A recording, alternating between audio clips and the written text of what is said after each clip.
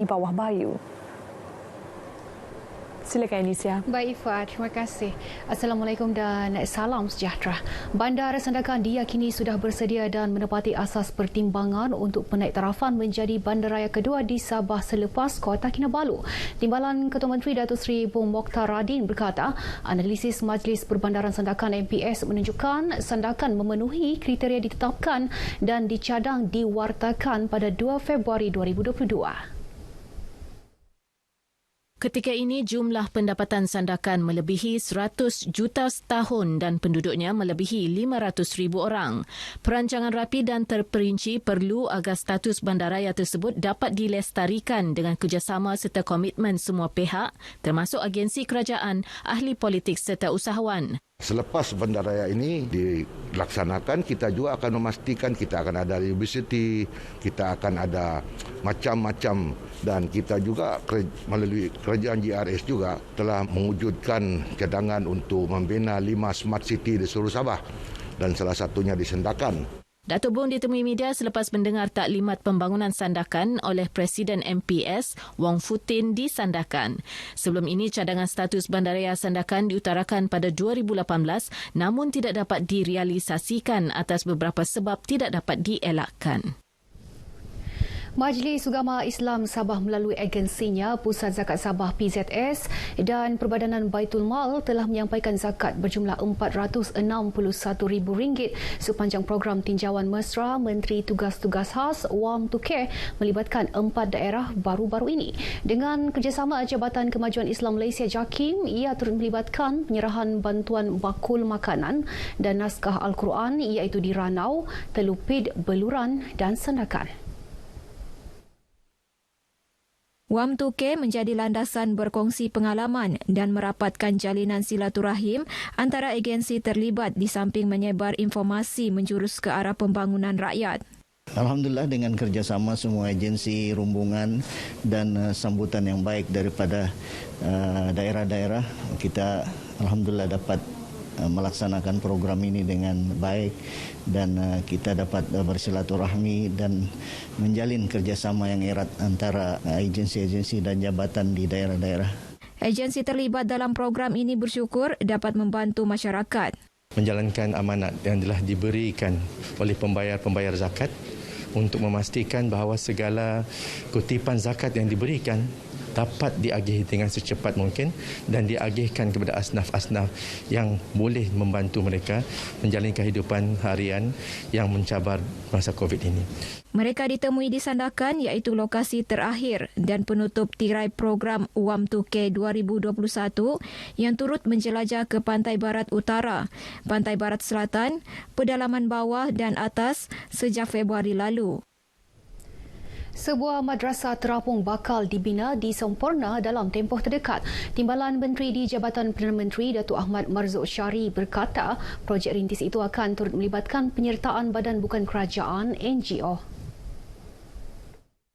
Sekiranya berjaya, projek akan diperluas ke penempatan atas air di daerah lain. Datuk Ahmad Marzuq berkata kementerian sentiasa bersedia berkolaborasi dengan mana-mana pihak meningkatkan pendidikan agama termasuk menyediakan tenaga pengajar dan dana. Kita berbincang semalam dengan kerjasama NGO. Kita tahu bahawa kawasan di Sabah ini sebahagiannya penduduk di atas air, jadi agak sukar untuk ke tanah besar, dan ini kita akan cuba cari alternatif bagi memastikan anak-anak pelajar dan warga penduduk yang tinggal di atas perkampungan air ini tidak tercicir dari sudut pendidikan fardu ainnya. Datuk Ahmad Marzuq memberitahu RTM selepas program musaadah di Kampung Lok Urai, Pulau Gaya, Kota Kinabalu.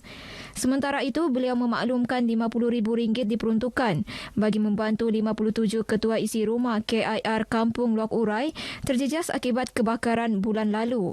Ia melibatkan pemberian bantuan wang RM500 dan bakul makanan diselaraskan Yayasan Dakwah Islamiyah Malaysia Yadim dan Yayasan Pembangunan Ekonomi Islam Malaysia. Dalam majlis berasingan, Datuk Marzuq turut berkesempatan menyaksikan majlis menandatangani nota kerjasama strategik antara Institut Pengajian Islam dan Dakwah Sabah IBDAS dan Institut Latihan Perindustrian Kota Kinabalu ILPKK di Kota Kinabalu. Ia bagi memperbaharui kerjasama latihan kemahiran vokasional pelajar IBDAS ke arah melahirkan pendakwa berketerampilan dan berwibawa yang tertangguh tahun lepas ekoran pandemik COVID-19. Turut disampaikan bantuan jom ke sekolah RM153,000 kepada Pertubuhan Penggerak Kebajikan dan Dakwah Sabah selain RM50,000 daripada Etika Takaful kepada Yadim. Program Mahkamah Bergerak terus diperhebat di kawasan pedalaman dan luar bandar Sabah bagi membantu melancarkan urusan masyarakat khususnya pendaftaran lewat kelahiran. Hari ini sebanyak 50 permohonan diterima ketika program dijalankan di Kampung Batu 65 Beaufort. Hakim Besar Sabah dan Sarawak Dato' Abang Iskandar Abang Hashim berkata, Mahkamah Bergerak bertujuan memudahkan penduduk jauh daripada pekan mendapatkan perkhidmatan kehakiman. Kita ada 7 orang pegawai kehakiman yang merupakan magistrate dan juga mahkamah session daripada KK dan Beaufort, dan juga kita ada seorang yang arif Pesuruhjaya Kehakiman akan bersedia untuk memberi khidmat jika perlu, ya, kalau ada rayuan dan sebagainya lah. Rayuan itu akan didengarkan serta-merta di sini. Turut hadir Pembantu Menteri Kerajaan Tempatan dan Perumahan yang juga Adun Klias, Dato' Isnin Aliasni dan Pengarah Unit Pemimpin Pembangunan Masyarakat UPPM Sabah, Dato' Madbali Musa. Dan kalau boleh di program diteruskan, banyak lagi di kawasan-kawasan pendalaman yang memang ada berlaku keadaan sebegini. Contoh di kawasan saya ini dulu adalah kawasan yang memang jauh. Justru nak pergi pekan terpaksa naik kereta api. Kalau kereta api tidak ada terpaksa naik bot. Dan hari ini bila ada kemudahan sebegini, benda ini dapat diselesaikan. Majlis turut menyaksikan upacara menanam pokok di kawasan lapang berhampiran Dewan Komuniti Kampung Batu 65.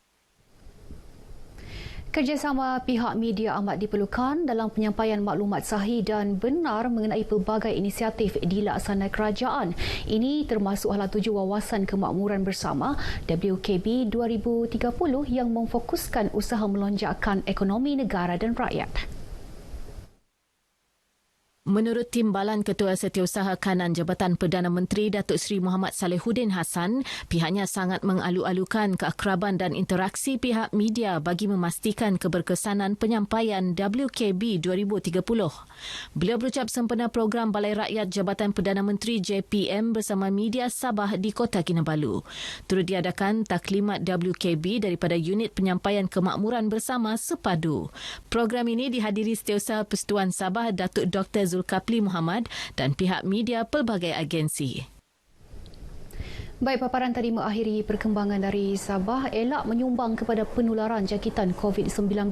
Patuhi SOP ditetapkan. Kembali bersama Ifah. Silakan Ifah. Baik, terima kasih Henny.